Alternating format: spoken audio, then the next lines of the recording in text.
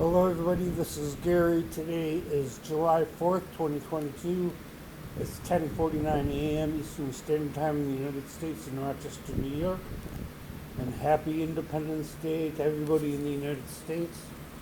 Um, this is my coping with schizophrenia blog entry for today. Today I'm doing pretty good. I'm pretty calm.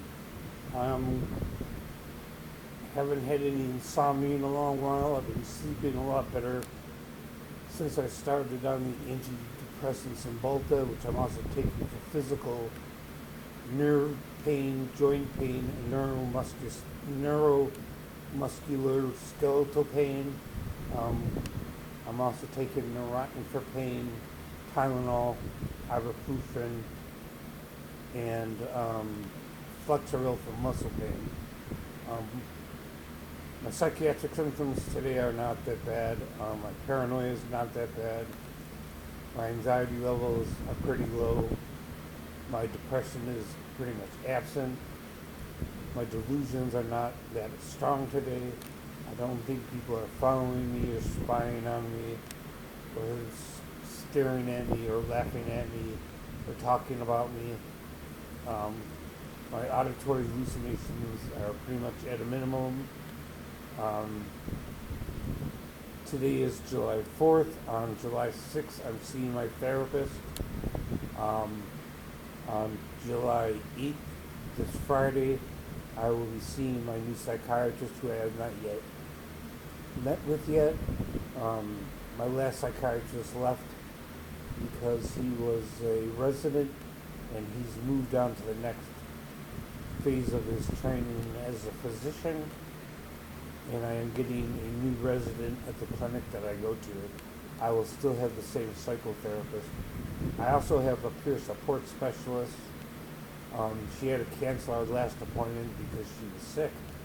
But I have another appointment with her on, I believe, July 11th. And a peer support specialist is somebody who's on staff at the mental health clinic who has a history of their own psychiatric symptoms. They're trained and then hired as part of the staff to help patients reach certain goals and cope with their mental illnesses. A peer support specialist, of course, has experience with mental illness because they have a diagnosis of mental illness themselves. So I have a few psychiatric and psychotherapeutic appointments coming up. Not much else is going on today. I'm sticking to my daily schedule. I'm doing my work on my computer, doing this video. I'll be doing my physical therapy and regular bike exercises today.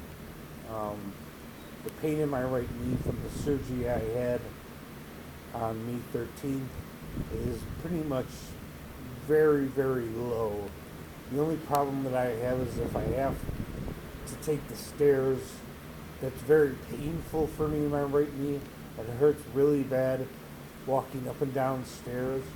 And if my elevators are not working, I have to walk up or down 4 flights of stairs. And it really does hurt. Otherwise, my right knee doesn't hurt that much after surgery. Most of the pain is gone. My knee's adjusting pretty well to just being able to walk around like normal. But like I said, it's still kind of painful to walk up and down stairs, especially if it's 4 flights of stairs.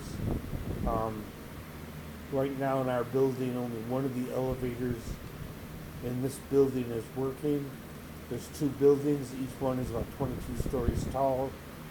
Each building has hundreds of apartments. And if the elevators are not working, that makes it very, very difficult, especially for people who ride around in scooters because they can't walk. Of course, I'm perfectly capable of walking. I don't ride around in a scooter, but there are people who do. And if the elevator's not working, that makes it very difficult for them. But other than that, living in my apartment's going okay. I've been here since December of year before last, so about a year and a half. and this apartment is a lot more affordable than the apartment I came from, and it's a lot bigger and a lot cleaner. So I'm grateful for having a place to stay. Um, it's hard to manage my own mental illness, pay all my bills on time, which I do, and take care of all my medications and all the rest of my finances and health care. I'm managing all that stuff pretty much on my own, and that's why I'm able to keep it an apartment. And of course, I can't do any of this without my medications. If I go off my medications, I tend to become homeless within a few months because my mind starts to degenerate. But that's all for now.